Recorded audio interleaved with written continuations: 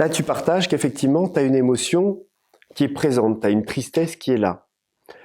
Quelque chose qui a été vécu, qui a généré qui a touché le doigt à une fragilité de l'être et qui fait et qui génère une sorte de mise en lumière, on va dire, qui effectivement te fait pleurer, qui te rend triste.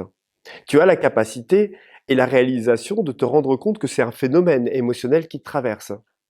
La question, c'est de savoir, est-ce que tu te coupes de ça, tu restes dans cet espace d'une certaine paix que tu peux retrouver, ou alors est-ce que tu descends dedans et effectivement, tu sais pas comment gérer parce que tu as l'impression que tu finis pas de pleurer. C'est un petit peu la même chose que ce que Arnaud partageait tout à l'heure. C'est-à-dire que c'est pas parce que tu prends compte de l'orage et que tu l'acceptes que l'orage y passe, forcément. Là, je parle au niveau physique, hein.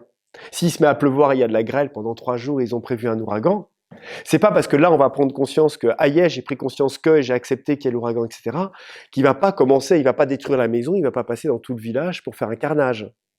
Tu vois ce que je veux dire?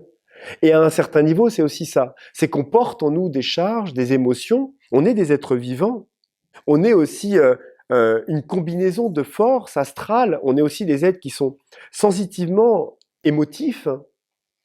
Et c'est pas parce qu'on prend conscience de certaines émotions, même si on peut accélérer certaines prises de conscience, éclaircir ou laisser exprimer en nous certaines choses, que l'émotion elle va passer comme ça tout de suite parce qu'on l'a entendue.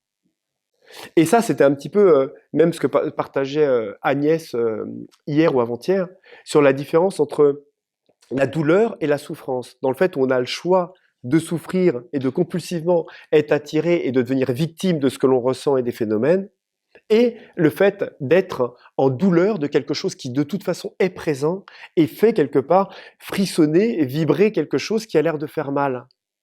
C'est pas parce qu'on prend conscience d'un deuil, qu'on a perdu notre enfant, qu'on a perdu notre compagnon ou notre compagne ou nos parents, et qu'on comprend profondément qu'ils ont, par exemple, nos parents sont morts, qu'on comprend profondément qu'ils sont partis vivre autre chose, que c'est qu'une étape, que machin, qu'on va pas être triste, qu'il n'y a pas des larmes qui vont être présentes, il n'y a pas un deuil qui doit être fait.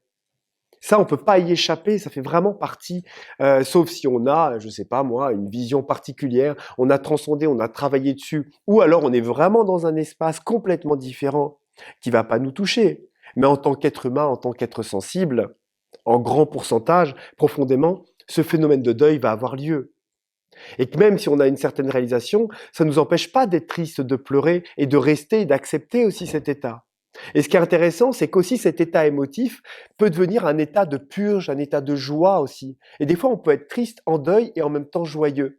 Et il y a des états, des fois, qui peuvent se combiner entre une tristesse profonde et une joie profonde. Donc en fait, toutes les parties de nous peuvent incorporer différentes faces. Des fois, on peut même avoir mal et jouir de ce mal en même temps. Et ça nous fait rigoler parce qu'on a mal, en même temps on a mal, en même temps, je sais pas, on vient de se donner un coup, ça nous fait rire, etc. Et tout ça, il y a de quantité de choses en fait. Les choses ne sont ni blancs, ni noirs, ni forcément binaires. Le tout, c'est toujours un équilibre, une maîtrise aussi de notre monde intérieur. Tu vois? Ça, il n'y a pas de règle, c'est à nous de comprendre l'outil que nous sommes profondément et puis faire des expériences. Parce que des fois, se couper trop des émotions, etc., et d'aller profondément dans un espace de paix dans lequel tout ça n'existe pas, et là, ça finit par nous rattraper. Parce que derrière, il y a une expression qui est présente et qui, des fois, elle bougera pas tant qu'elle n'a pas été exprimée. Et on met des bouchons, il y a des choses qui s'agglomèrent comme une sorte de boule de neige, là où il y a des choses, et un jour ça sort, et puis ça sort d'une autre manière, pas forcément correctement, dans des circonstances qui n'ont presque rien à voir, hein, où l'émotion va vouloir quand même s'exprimer. Vous voyez ce que je veux dire? Et puis le fait, de la même manière, de chuter dedans et de finir par pleurer sans conscience, sans mettre de la conscience dessus pendant des jours et dire mais en fait de toute façon je passe mon temps à pleurer et ça peut durer 3 ans comme ça et j'en sors pas, peut ne pas être une solution non plus. Donc en fait c'est essayer, je vous en avais parlé la dernière fois, d'apprendre à commencer à s'élargir et mettre de la conscience dans les émotions. Mettre de la conscience dans ce qui nous traverse véritablement. Pour que le pouvoir de la présence puisse agir sur l'émotion.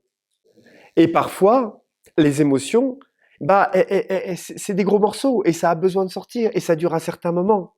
On est vraiment sous le joug aussi d'un phénomène temporel dans lequel notre corps va purger pendant tant de temps un type d'émotion.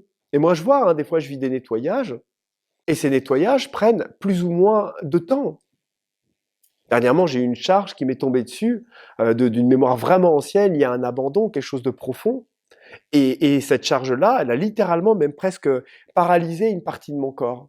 Et c'était la première fois que ça m'arrivait, quoi. Vraiment, avec une partie du corps, même de la moitié de mon corps, qui avait tendance à trembler, ma main qui tremblait. Et je me suis dit, qu'est-ce que c'est? Mais je savais bien que c'était pas un phénomène euh, lié au Parkinson ou je sais pas quoi, etc. Il y avait vraiment une partie, et je sentais la charge de derrière qui commençait à arriver. Et j'essayais de m'y relier, elle était encore trop loin. Et j'ai senti que chaque jour, elle se rapprochait, que la nuit, il y avait des purges, que de temps en temps, la journée, je me mettais à pleurer pour rien.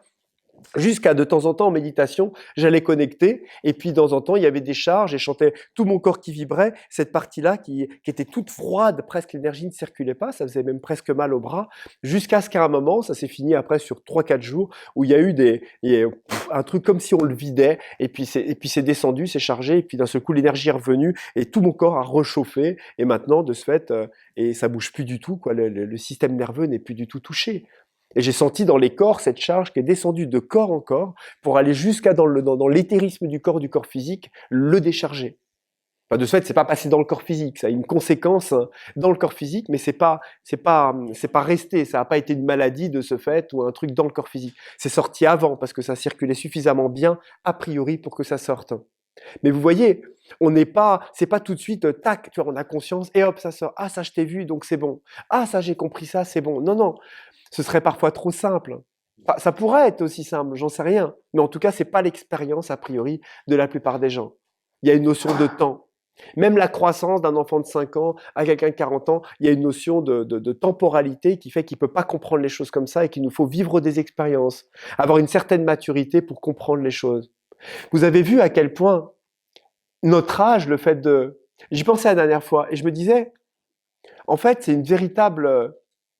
Comment dire? C'est une véritable joie de grandir et de vieillir aussi. Ça nous amène une certaine maturité aussi. Une maturité qu'on n'a pas à 20 ans, qu'on n'a pas à 25 ans. Où on est beaucoup plus fougueux, on a besoin de découvrir, on a besoin de se prouver, etc. Et l'âge amène aussi le fait que, et je vous en parlais, que les phénomènes qui nous arrivent, les problèmes qui nous arrivent dans la vie, on les relativise de manière beaucoup plus facilement après. Que toutes les expériences qu'on a vues et qu'on a vécues font qu'à un moment, on a une endurance et on lâche prise vachement plus facilement sur des choses qui auraient été difficiles pour nous. Et ça, on se rend compte que c'est pas la prise de conscience de la problématique qui nous fait ça. C'est l'endurance et l'expérience au fur et à mesure des années où à un moment, on lâche prise parce qu'on connaît ça, à force de le vivre, à son machin, on n'est plus, embêté en fait autant qu'on l'était avant. Et c'est vraiment par le fait de grandir.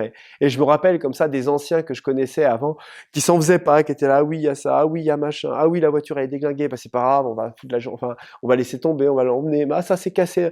Et nous on est là, des tout jeunes, ah il faut régler ça, faut machin, ah là là j'ai reçu un coup de fil, il faut que je réponde, ah j'ai machin, etc. Et en fait avec les années, bah ça passe en fait, on acquiert avec la maturité une détente par rapport à ça. Et ça c'est l'expérience qui nous amène ça. C'est vraiment l'expérience. Et au fur et à mesure que les années passent, on a de plus en plus d'expérience, on relativise de plus en plus, on se détache aussi de plus en plus des petites problématiques. On lâche prise. Et ben c'est pareil aussi avec toutes ces émotions et tout ce qui est présent. À force de les vivre, à force de les voir, à force de se rendre compte qu'on n'y peut rien, à force de se rendre compte qu'à un moment c'est présent, la manifestation existe, les émotions existent, et ben on se détend avec ça, on se détend. Et à la fin, ça passe. Et on commence à toucher des points d'équilibre dans lesquels ça finit par nous toucher sans nous toucher. On finit par le vivre sans le vivre. C'est très étonnant. Je ne peux pas vous expliquer le goût que ça a, mais c'est quelque chose qui est vraiment vivant, qui est vraiment présent, à laquelle on y met une intention, une sensibilité, et en même temps, il y a un espace de nous qui n'est pas du tout touché par ça. Comme si c'était quelqu'un d'autre qui vivait. Et on commence à vivre ça, en fait.